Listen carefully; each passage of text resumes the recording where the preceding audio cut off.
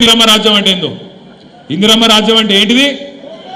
emergency రాజ్యం పోలీసుల రాజ్యం అణచివేత రాజ్యం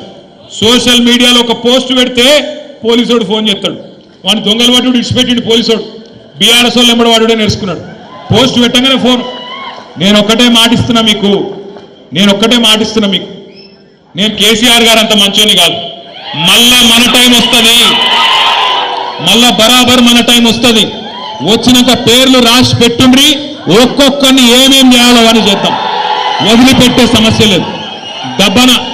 దబ్బన కొంతమంది అనుకుంటారు మేము రిటైర్ అవుతాం ఇంటికి పోతాం మమ్మల్ని ఏం బిక్తారు అనుకుంటున్నాము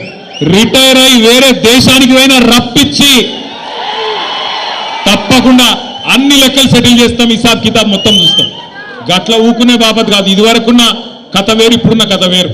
కానీ ఒకటి మాత్రం వాస్తవం 10 ఏళ్లు బ్రహ్మాండంగా కడుపుల సల్ల కదలకుండా ఎక్కడ కూర్చున్న వాళ్ళకి అక్కడ ఫోన్ల బ్రహ్మాండంగా మెసేజ్లు పడుతున్నాయి యాసంగి నాటేసే టైం వచ్చిందంటే వానకాలం నాటేసే టైం వచ్చిందంటే మీ ఫోన్లో ఏం సౌండ్ వస్తుండే టింగు టింగు అంటుండేనా ఇప్పుడు టింగు లేదు బొంగు లేదు ఉందా వాడు కొత్తది కనిపెట్టిండు టింగు టింగ్ అంటే కేసీఆర్ అది కొత్త టకీ టకీ అట టకీ లేదు పికీ లేదు యాడుంది టకీ టకీ ఒక్క దగ్గర ఉంది టకీ టకీ ఒక్క దగ్గర ఉంది